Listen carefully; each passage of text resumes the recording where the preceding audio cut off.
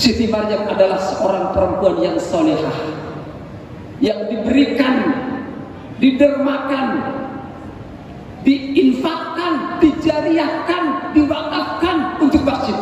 Maryam, makanan ini dari mana kamu dapatkan? Siapa yang mengantar makanan ini ke dalam kamarmu? Padahal kamu berada di dalam kamar, saya kunci, kuncinya saya bawa, tidak ada yang bisa masuk ke dalam kamar. Tapi di dalam kamarmu ada makanan. Siapa yang membawa makanan ini?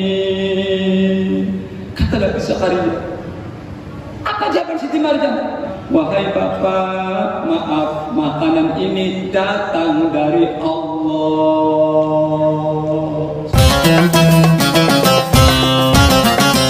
Assalamualaikum warahmatullahi wabarakatuh.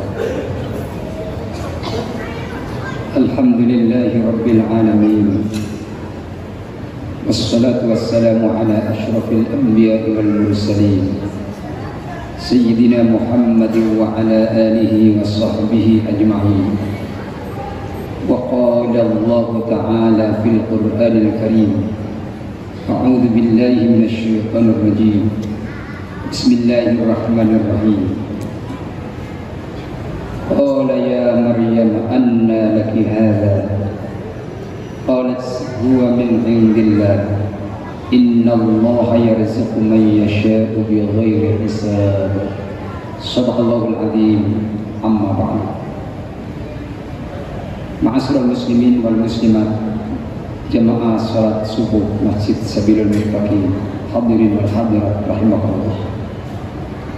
Beruntunglah bagi kita semua yang telah melakukan iktikaf. Iktikaf adalah diam di masjid dalam rangka ibadah, dalam rangka mendekatkan diri kita kepada Allah.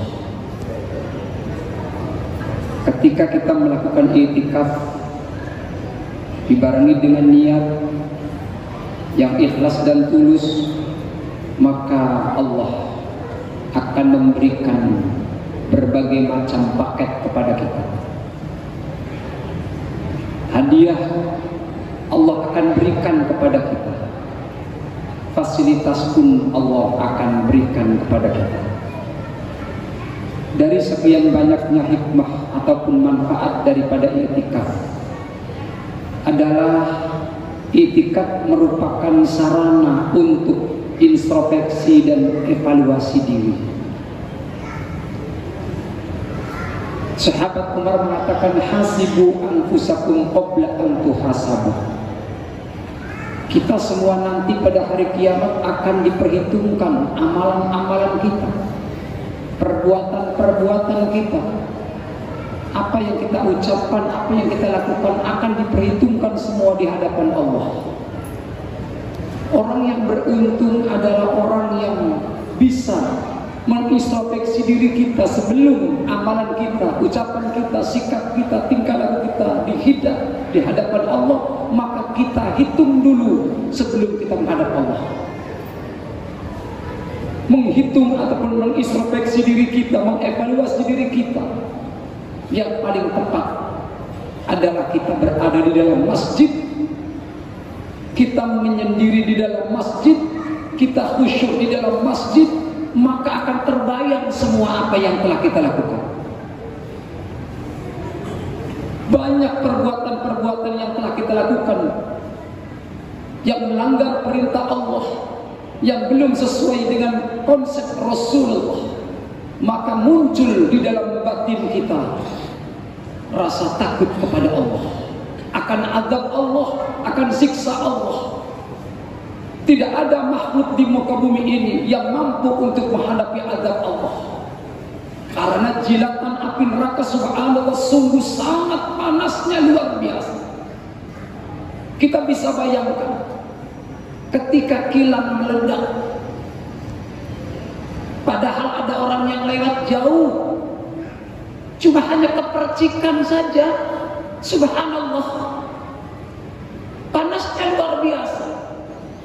Sampai dibawa ke rumah sakit pun tidak mampu. Sampai dibawa ke rumah sakit yang ada di Jakarta pun tidak mampu. Sampai ke luar negeri pun tidak mampu. Akhirnya meninggal dunia. Itu baru panas percikan api dunia. Bayangkan panasnya api neraka. Subhanallah. La yamutu fiha wa la yahya. Manusia ketika diadab oleh Allah, ketika disiksa oleh Allah, maka tidak akan bisa hidup. Maka dia tidak bunuh, dia tidak akan bisa mati. Jadi mati tidak, hidup pun tidak. Kenapa? Karena mati dia masih merasakan hidup. Hidup dikatakan dia sudah tidak apa yang dia lakukan. Subhanallah. Maka muncul dari batin kita minta ampun kepada Allah. Kita bertaubat kepada Allah, meneteskan air mata kita, menyesali perbuatan-perbuatan dan sikap kita yang melanggar perintah Allah Subhanahu wa taala. Itu dihasilkan dari i'tikaf. Sehingga kita tidak lagi melakukan kemaksiatan. Dikarenakan kemaksiatan yang sudah kita lakukan saja kita hentikan, kita sesali dan kita taubati, maka langkah berikutnya kita berniat bertekad tidak akan mengulangi kemaksiatan, dosa, larangan Allah Subhanahu wa taala. Kemudian dengan i'tikaf, karena i'tikaf itu di dalam masjid, maka muncul di batin kita cinta kepada masjid. Masjid adalah rumah Allah. Masjid adalah fungsi dan tempat sumber keamanan. Mana bukti bahwa masjid itu sumber keamanan? Ketika terjadi tsunami di Aceh, subhanallah, air laut tumpah semua ke darat dan semua bangunan hancur. Mestinya bangunan yang dekat laut itu yang lebih hancur, tetapi ternyata masih ada bangunan yang masih berdiri kokoh, yang tidak terkena banjir. Bangunan itu tidak ada lain kecuali masjid. Kita timbul rasa cinta kepada masjid. Masjid ini yang kita itikafi, masjid ini yang kita sholati, masjid ini yang dimana kita beribadah kepada Allah, mendekatkan diri kepada Allah. Nanti pada hari kiamat akan menjadi kendaraan yang bisa mengantarkan kita dari mulai pada maksar sampai menuju ke halaman surga Allah Subhanahu wa taala. Muncul rasa cinta kepada masjid. Nanti pada hari kiamat tidak ada atap, tidak ada payung, sementara matahari berada di atas ubun-ubun kita. Semua manusia kepalanya yaitu mendidih dikarenakan panasnya terik matahari. Tetapi Allah Subhanahu wa taala memberikan payung khusus, memberikan atap khusus yang ber-AC sehingga tidak merasakan panas.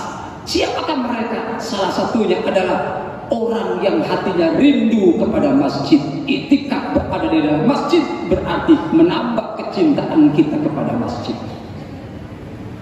Ma'asyiral muslimin rahimakumullah. Kemudian karena kita berada di dalam masjid, ketika datang waktu sholat, maka kita ikut bersama berjamaah dengan imam. Kita berada berebut shaf yang terdepan. Dikarenakan Rasulullah menyampaikan, seandainya manusia mengetahui keberadaan, keuntungan, keistimewaan berada di shaf di belakang, maka apa di depan, maka pasti kita akan ikut undian agar kita bisa baris di barisan yang terdepan. Subhanallah. Bapak dan Ibu yang kami hormati, ketika kita masuk masjid, maka ada doa khusus. Allahumma ftahli abwaaba rahmatik, ya Allah, bukakan pintu rahmat. Kenapa kita masuk ke dalam masjid minta rahmat? Dikarenakan kunci datangnya rahmat itu berawal dari masjid. Subhanallah. Makanya pantas orang yang masuk masjid menjadi wali Allah, menjadi kekasih Allah, sehingga apa yang kita inginkan, apa yang kita butuhkan, apa yang kita cita-citakan dijamin oleh Allah Subhanahu wa taala. Satu fakta dan satu bukti di dalam Al-Quran ada kisah yang tadi kita bacakan dalam muqaddimah ayatnya, yaitu cerita Siti Maryam. Siti Maryam adalah seorang perempuan yang solehah, yang diberikan, didermakan, diinfakkan, dijariahkan, diwakafkan untuk masjid. Sehingga Siti Maryam diamnya berada di dalam masjid. yang ditempatkan khusus di dalam kamar, dikunci, dan kuncinya dibawa oleh salah seorang nabi yang bernama Nabi Zakaria. Apa yang dilakukan oleh Siti Maryam di dalam masjid itu? Berzikir kepada Allah, berdoa kepada Allah, bermuhasabah, mengintrospeksi, mengevaluasi diri, dan selalu mendekatkan diri kepada Allah. Karena manusia biasa, maka Nabi Zakaria menginginkan agar Siti Maryam itu bisa hidup kekal di dalam masjid. Orang yang hidup maka harus makan, orang yang hidup harus minum. Sementara Siti Maryam berada dalam masjid, maka bagaimana supaya bisa makan dan minum? Maka dikirim, disiapkan bekalnya. Kalau sekarang siap nasi kotak untuk diberikan kepada Siti Maryam. Yang di dalam nasi kotak itu, di dalamnya ada buahnya, ada airnya, ada nasinya. Ketika Nabi Zakaria masuk ke dalam kamar, di mana di dalam itu ada Siti Maryam, ternyata Nabi Zakaria pun tercengang. Nabi Zakaria pun kagum, karena makanan yang dibawa oleh Nabi Zakaria ternyata sudah ada di dalam kamar itu, padahal kuncinya dibawa oleh Nabi Zakaria. Setiap Nabi Zakaria membawa buah, maka buah itu sudah ada, padahal di dalam kamar itu ada buah yang buah itu belum musimnya. Belum musim durian, di sana di dalamnya sudah ada durian. Belum musim rambutan, di dalam kamar itu sudah ada rambutan, dan seterusnya dan seterusnya. Nabi Zakaria pun kagum, sehingga Nabi Zakaria bertanya kepada Siti Maryam, "Qala ya Maryam anna laki hadza?" Maryam, makanan ini dari mana kamu dapatkan? Siapa yang mengantar makanan ini ke dalam kamarmu? Padahal kamu berada di dalam kamar, saya kunci, kuncinya saya bawa, tidak ada yang bisa masuk ke dalam kamar. Tapi di dalam kamarmu ada makanan. Siapa yang membawa makanan ini? Kata Nabi Zakaria. Apa jawaban Siti Maryam? Qalat wa min indillah. Wahai Bapak, maaf, makanan ini datang dari Allah.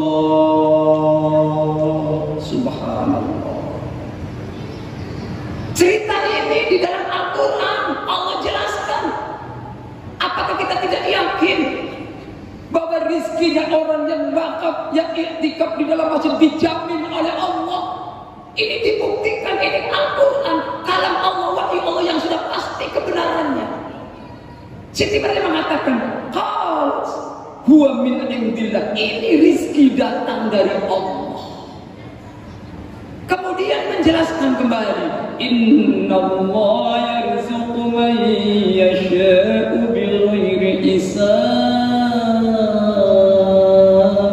Sesungguhnya Allah memberikan rezeki kepada orang yang dikehendaki. Aku ini salah seorang yang dikehendaki oleh Allah, diberikan rezeki. Walaupun saya berada di dalam masjid tanpa kita upaya, tanpa kita usaha, tanpa kita keluar, Allah memberikan rezeki melalui malaikat datang ke tempatku ini. Subhanallah, luar biasa. Oleh karena itu pantas Nabi Muhammad lebih menggiatkan ketika 10 terakhir di bulan Ramadan untuk beritikaf, dikarenakan itikaf jaminannya naik menjadi derajat adalah waliullah, kekasih Allah Subhanahu wa taala. Mudah-mudahan apa yang kita lakukan itikaf di dalam masjid di 10 terakhir bulan Ramadan ini, dan niati bulan Ramadan ini adalah bulan yang terakhir, belum tentu bulan Ramadan ke depan kita bisa bertemu kembali. Oleh karena itu yuk kita bersama upaya untuk sentiasa tingkatkan ibadah kita, taubat kita, introspeksi kita, evaluasi kita, agar kita menjadi benar-benar muttaqin, orang yang bertakwa kepada Allah Subhanahu wa taala. Demikian apa kami sampaikan, mudah-mudahan ada manfaatnya. Akhirul kalam, Allahumma barik. Assalamualaikum warahmatullahi wabarakatuh.